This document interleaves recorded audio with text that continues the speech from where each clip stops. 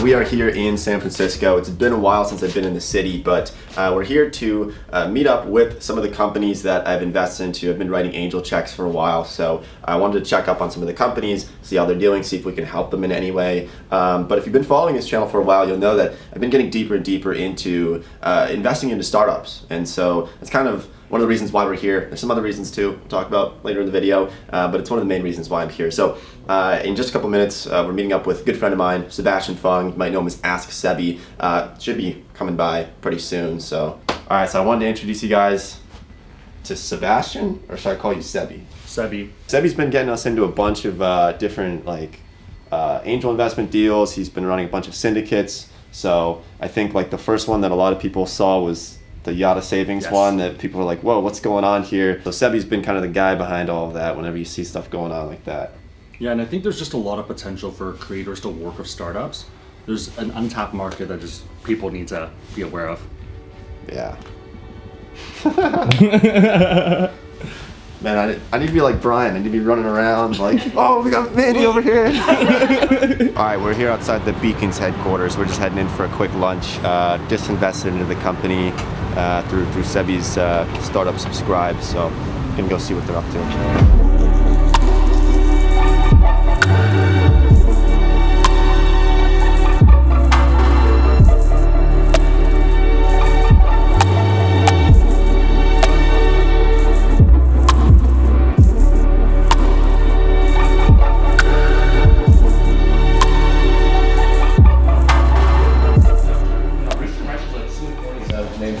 This is Nate, Seb, and Mandy. Yeah. And they're all investors in Beacon, so we all work for them. They're helping out with our one of their meal. So they have this. They're helping us with this kind of investment vehicle where they allow pretty much like they're working closely with creators and they're letting creators invest in a round. So they're working alongside this like Series A that we're running. What's your experience been so far with like angel investing?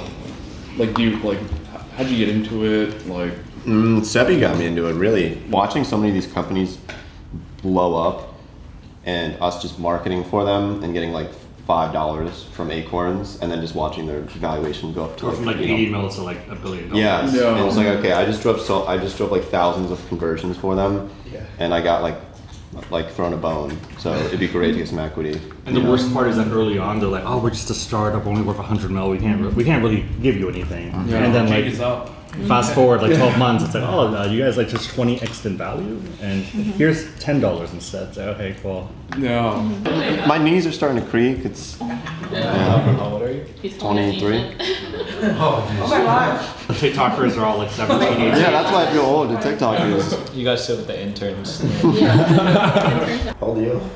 I turned 34 recently. Okay. Yeah. I know I look like I'm like 21. Yo, Asian don't raisin, man. I actually used to work in finance, so this is kind of like my second career now. Yeah. How's the hiring stuff going? Like, is it tough finding people? Obviously, unemployment's really low, but it's probably like.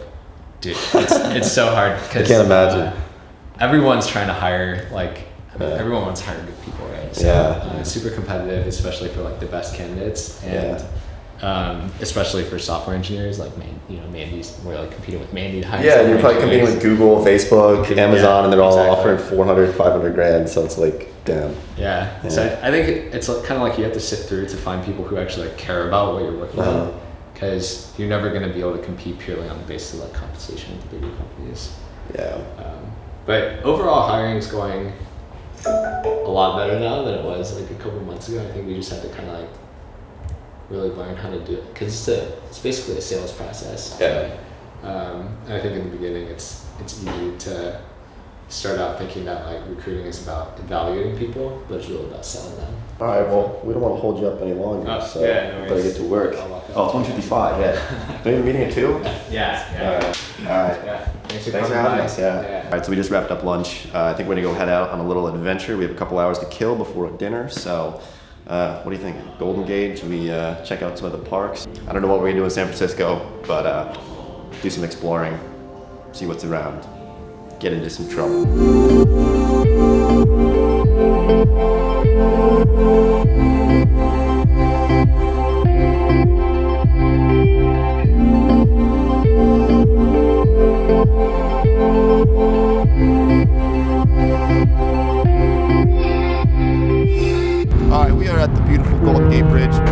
as you can see to my left.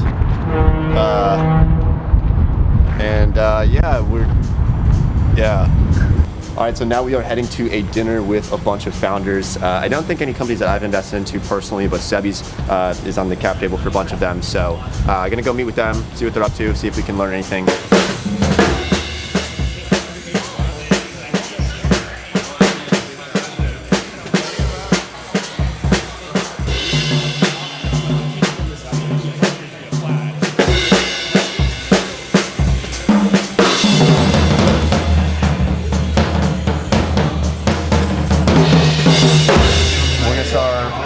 Probably pretty soon.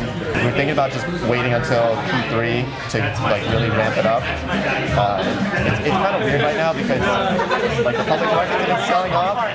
People are getting a little like, imagine launching in Q1 2021, you literally can raise so fast. So instead of cash, they're getting, you know, shares.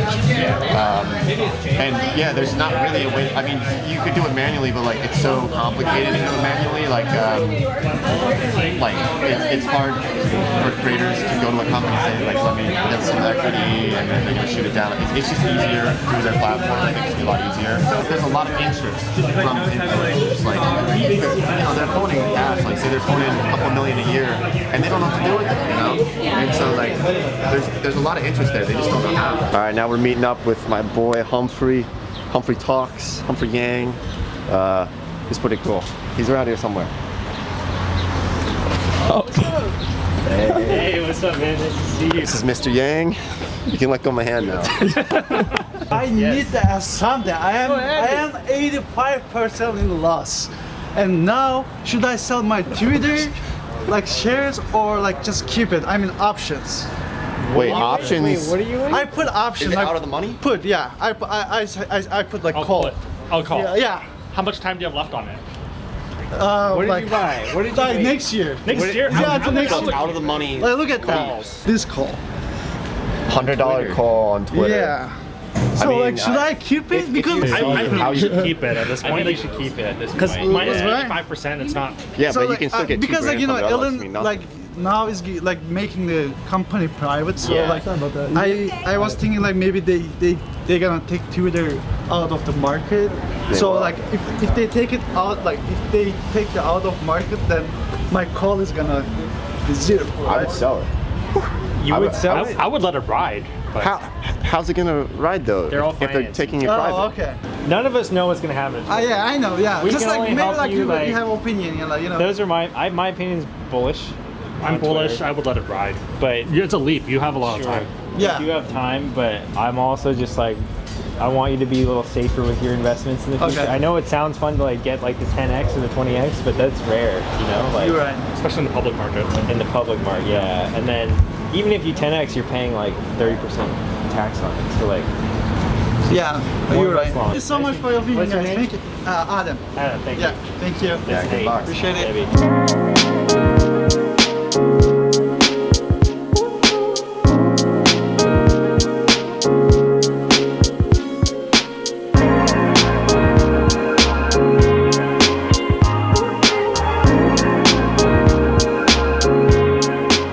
In the past few years, we've been working with a lot of startups for marketing as content creators.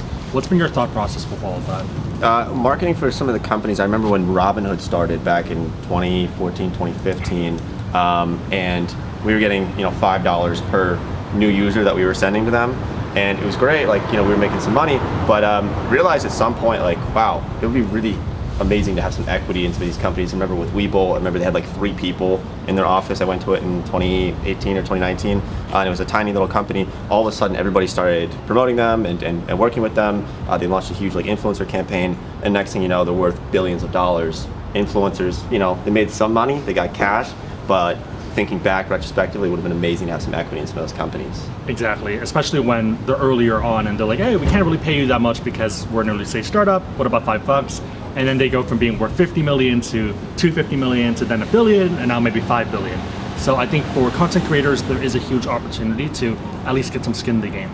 Yeah, and it's I love getting on the cap table for these companies because I feel like there's this great value add prospect that creators and influencers can have for founders, because obviously a lot of influencers, they're going to understand rates, they're going to understand some things about especially organic growth with marketing that founders find valuable. So personally, I found it's not terribly difficult to get on the cap table of these companies, right? Even beyond that, I think just understanding what to look for. I've seen a bunch of companies that are like, oh, this person has 1 million subscribers, but then you tell them, hey, maybe look at their last 5 videos, the last 10 videos, and like how much engagement is there, how many views are there, and you realize that it's inflated either because they bought it or because maybe they had 1 or 2 viral videos, and maybe they're not worth that much. You actually have a startup right now called Subscribe. Yes, right? Subscribe.so. So we're helping content creators get equity for marketing efforts, because a lot of these early stage companies, even if they're venture backed, might not have the capital to pay what Nate is worth. Beyond that, I think it's about helping creators long term, because we have a shelf life and we want to make sure that we make the most of the time we have in the sun. You've obviously started investing in a lot more companies as well. What's been your thought process? What's been your experience? I have. I'm trying to get into the early stage companies. I prefer that over the late stage. I feel like creators can help more with that. You know, if it's a company that's already worth $5 billion, it's going to be harder to have that, you know, say, hey, look, I have 1 million subscribers, can I help you with the $5 billion company? It's a lot harder to sell that. But for founders who maybe are in, you know, pre-seed, seed, series A, it's definitely been a lot easier. And I think the cool thing is that we can actually help them with growth, obviously, and we see so many companies, whether it's Subscribe or whether it's a content creator, our inboxes are full of deals, and we kind of get the behind the scenes of all of this, because I think when they're talking to creators, they're a lot more open than talking to other funds. I know you got to run in a couple minutes, but should we tell them about the fund real quick? Yeah, Because I feel let's talk like about the fund. it'd be unfair not to tell them. Go ahead. So we just launched a 506c rolling fund through AngelList. We have a ton of creators as LPs, so I think it's going to really be just something that we're both very excited for. Yep, I think it's a pretty interesting opportunity for people who are obviously content creators to add value, get skin in the game, and just invest in the future of these cool companies.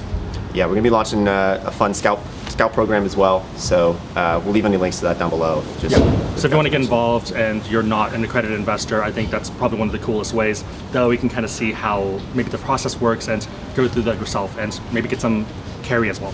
All right, so I would say that was a pretty successful trip out to San Francisco. We met some really incredible people. I will leave some links down below to some resources regarding the fund, some other stuff. But if you are looking to become a scout, we're building out a pretty cool scout program for the fund, which I think is going to be really exciting.